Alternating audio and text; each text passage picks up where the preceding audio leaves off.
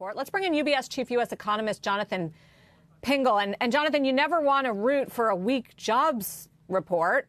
We want Americans to have jobs and higher wages, but it does feel like that's what the market needs to see to calm down over these bond yields. What are we going to get?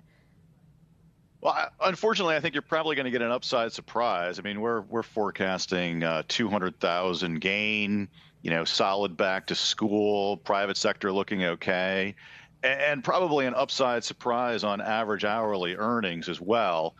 I mean, the market, this is probably going to reinforce the whole resilience theme that I think, the market's having a hard time digesting at the moment. So what's that going to do? You think it's going to spark another sell-off in bonds? Yeah, I mean, if you continue to get the strong data like this, we're going to look ahead to the CPI, which probably matters a little bit more than payrolls. But, you get a slew of strong data here. I mean, you could very easily put a November rate hike back on the table for the FOMC. I mean, we're expecting a 23 basis point increase in core CPI next week. But, if it comes in at, say, 0.30, which is a normal forecast error or higher, that's going to look like you've had an acceleration in core CPI from July, August to September.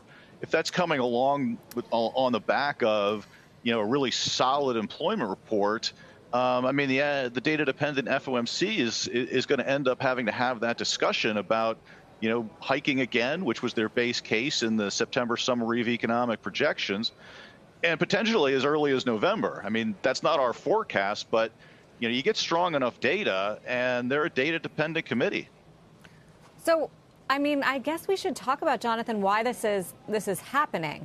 I know there are lags on Fed rate hikes. I know we had a lot of excess savings from COVID. I know we had a lot of behavioral changes. People went out, they traveled, they saw Taylor Swift, and all of that has helped the economy remain resilient.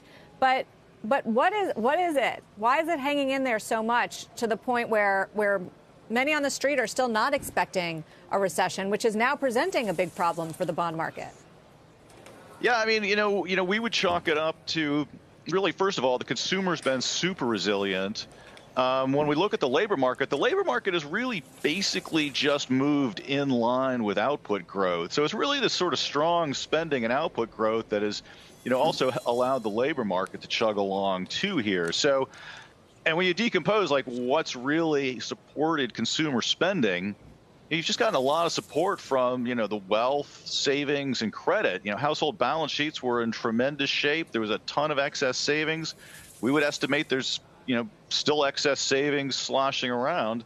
And you certainly, house prices have hung in there, and until, really the last few weeks since the September FOMC meeting, equity valuations have held in there. So you've had a consumer that has had, a lot of support here and has really powered the expansion along. We're showing the 2-year, 10-year spread. This is the yield curve. This is what everybody's glued to. And something interesting is happening, Jonathan, which is that it is uninverting from its deep, deep negative levels. It's still negative. But typically, traditionally, that's a sign that the recession is more imminent. Correct? Mm-hmm. Is that something you see happening as a result of the action in the last few days and weeks?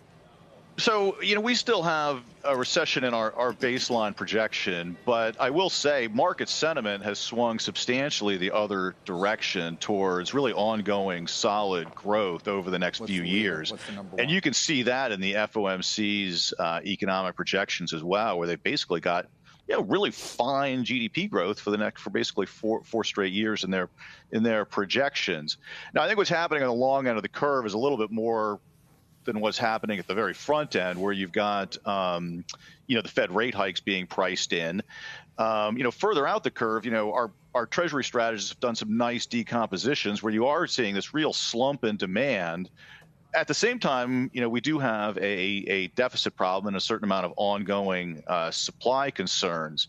But, certainly the combination of this slump in demand for treasuries, along with the signals out of the Fed 2 weeks ago for, higher real rates, has certainly pushed up the long end of the curve and added a certain amount of term premium further out. That's, undoing some of that inversion.